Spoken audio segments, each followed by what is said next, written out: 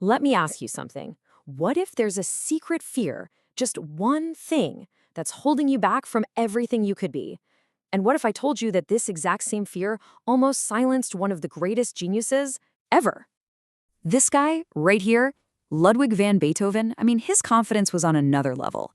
He didn't just see himself as a composer. No, no. He saw himself as this singular force of nature, a one-of-a-kind genius. But, behind that massive ego, he was hiding something. A secret he was absolutely terrified of. Something that could have shattered everything he'd built for himself. And that secret? It was the fear that people would find out he was going deaf. Think about it. This terror of what other people would think, what they would say, it almost made him give up on music entirely. It's a fear we all know, right? And it actually has a name, FOPO, the fear of other people's opinions. And today, we're going to learn how to beat it. Okay, so here's our roadmap. We're going to start with Beethoven's secret, then break down this thing called the FOP loop, talk about outsourcing your identity, what that even means, then get into your toolkit for mastery, and finally see how this all works in practice. And hey, if you're ready to dive in and unlock some of your own potential, now would be a fantastic time to hit that like button and subscribe for more explainers just like this. All right, let's do this. All right, first up, the FOPO loop. To beat this thing, you've got to understand how it works, right? And it turns out this fear isn't random. It actually runs on a surprisingly predictable and really powerful cycle. So let's break down exactly how this thing takes control of us. So what is FOPO exactly? Well, the performance psychologist Michael Gervais, who wrote the book we're drawing from, says it's way more than just, worrying about what people think. He calls it a deep psychological mechanism. Basically, it's this engine that's always running in the background, constantly seeking approval and trying to avoid judgment. And man, is it draining. And it works in 3 stages. The crazy part is, this whole loop just runs on autopilot. First, there's anticipation. You're already imagining what everyone's going to think before you even do anything. Then you start checking. You're scanning everyone's faces, their body language, listening to their tone, looking for any sign of approval or, rejection. And finally, you respond. You change what you were about to say, or maybe you don't say it at all based on that scan. It just hijacks your attention and you don't even notice it's happening. So that leads to the big question. Why is this loop so dang powerful? How does it get such a grip on us? Well, the real reason we get trapped goes way deeper than just, social anxiety.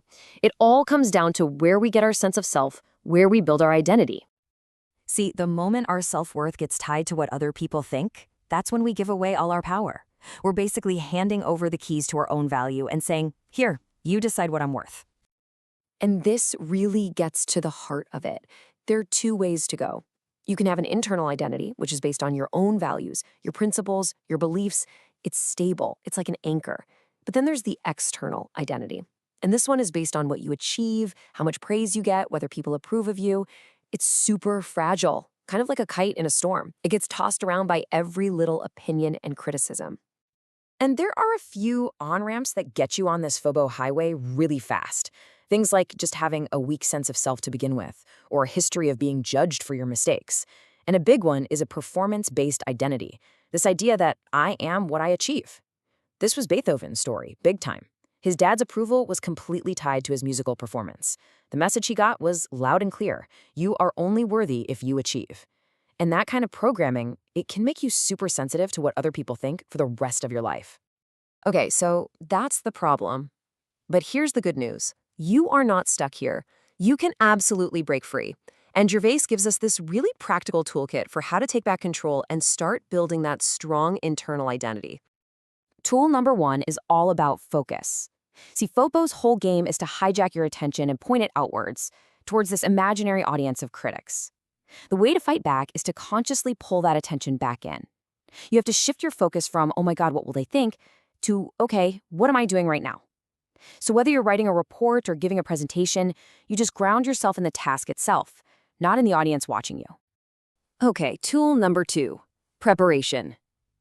Confidence isn't just something you feel. It's something you build, and you build it through deep, consistent practice. When you have put in the hours, when you know your stuff inside and out, it creates this unshakable confidence. And when you have that, the opinions of other people, they just don't matter as much. Your confidence comes from your actual skill, not from whether they're clapping for you. Tool number 3 is a big one, self-talk. We all have that voice in our head, right? That internal narrator. But the real question is, who is that voice? Is it a critic, just constantly pointing out all your flaws and mistakes? Or is it a coach, guiding you, giving you helpful feedback, and keeping you focused? The thing is, you get to choose. You can actively train that voice to be your biggest cheerleader instead of your worst enemy. And finally, tool number 4, resilience. This is all about how you handle criticism and failure. When FOPO has you in its grip, any bit of criticism feels like a personal attack, right? Like a judgment on your entire worth. The trick is to reframe it. Instead of seeing it as a verdict, see it as data. A mistake? That's just data. A tough comment from your boss? Data. It's all just information you can use to get better, to learn, and to grow. When you make that switch, criticism totally loses its power to hurt you. Okay, so we've got the toolkit: focus, preparation, self-talk, resilience. But how does this actually work in the real world? How do you put it all into practice and live beyond this fear, especially when it feels so real? Let's go back to Beethoven for a second. In 1802, he was at his absolute lowest point. He wrote this heartbreaking letter where he confessed his shame about going deaf. He even admitted he thought about ending his own life. But right there, in that moment of total crisis, he made a decision that changed everything. He chose his inner voice. He chose his art. He decided to listen to that internal sense of purpose instead of the loud, screaming voices of fear and judgment. And by confronting that fear head on, he became free. And that decision, it's what unleashed his most powerful, his most revolutionary music. And that right there, that is the first rule of mastery. Stop worrying about what other people think of you. Because true mastery, real genius, it's not about being perfect for an audience. It's about being true to yourself and the work you were put here to do. So I want to leave you with this final thought. Just imagine for a second if Beethoven had given in to his fear. Think about all the incredible music we would have lost forever. So now, think about your own life. What could you create? What symphonies are waiting inside of you if you could just stop worrying?